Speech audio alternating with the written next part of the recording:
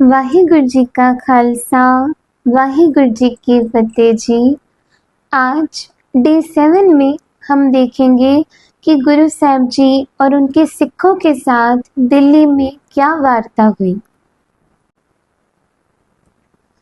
इतिहास में आता है कि गुरु साहब जी और उनके साथ गए शिष्यों को दिल्ली के कैद खाने में कैद कर लिया गया और गुरु तेग बहादुर जी महाराज जी से उनका धर्म परिवर्तन करने के लिए कहा गया।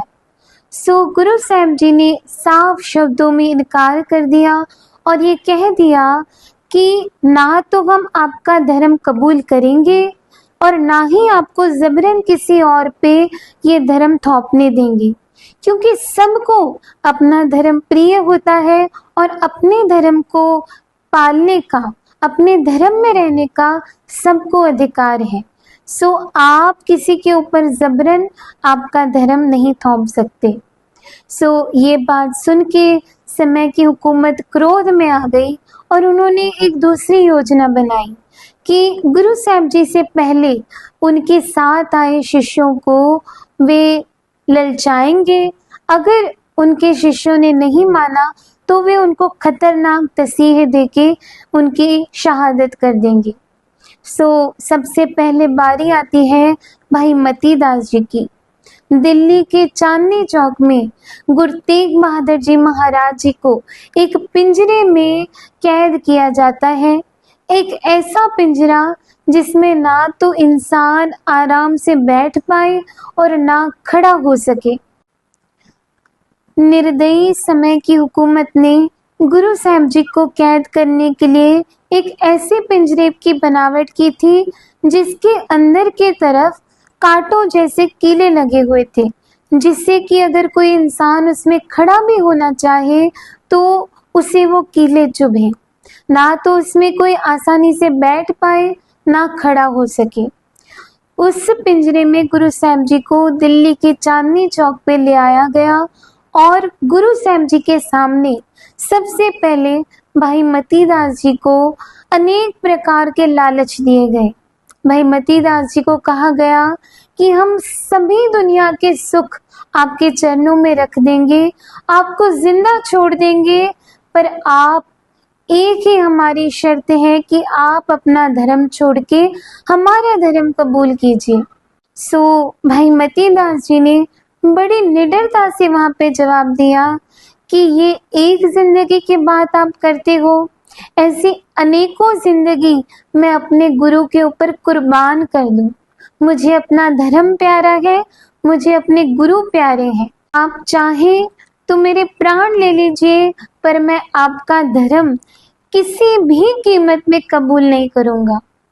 सो ये सुन के समय की हुकूमत ने ये निश्चय किया कि भाई मती दास जी को आरे के साथ चांदनी चौक में भरे लोगों के बीच में उनके 2 टुकड़े किए जाएंगे।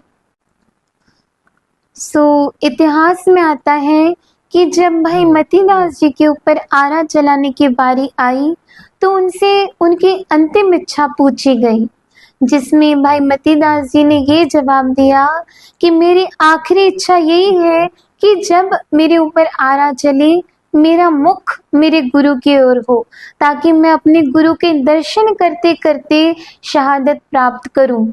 और मैं जब आरा चलेगा तो मैं गुरबाणी का पाठ करूंगा।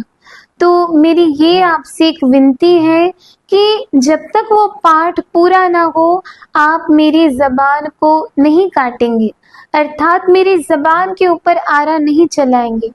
सो ये बात जब गुरु साहब जी ने सुनी तो गुरु तेग बहादुर जी महाराज जी ने वहां पे वचन किया कि भाई मती दास आप फिक्र मत करो, आरे को अपना काम करने दो, आप अपना काम करो। आरा आपके ऊपर चलेगा, आपके शरीर के 2 टुकड़े होंगे, पर फिर भी आपके दोनों शरीरों के टुकड़ों में से गुरबाणी के पाठ की आवाज आएगी। सो इतिहास गवाह है भाई मती दास जी के चांदनी चौक में भरे लोगों के समूह में उनके शरीर के 2 टुकड़े किए गए, पर भाई मती दास जी के गुरबाणी के पाठ की आवाज 2 टुकड़ों के बाद भी गूंजती रही। ये है गुरु के प्रति निश्चय, गुरु के प्रति समर्पण की भावना। आज हम सोच के देखें कि हमें छोटी सी पिन भी अगर लग जाती है ना, तो हम वो सहन नहीं कर पाते। कई बार हमें दर्द होता है, उसी दर्द को लेके हम बैठ जाते हैं। पर धन्य है भाई मतीदास जी, 2 शरीर के टुकड़े हो गए पर फिर भी मुंह से एक आह की आवाज नहीं निकली। ये है समर्पण की भावना जो हमें गुरु साहब जी के इन प्यारे शिष्यों में से दिखती है।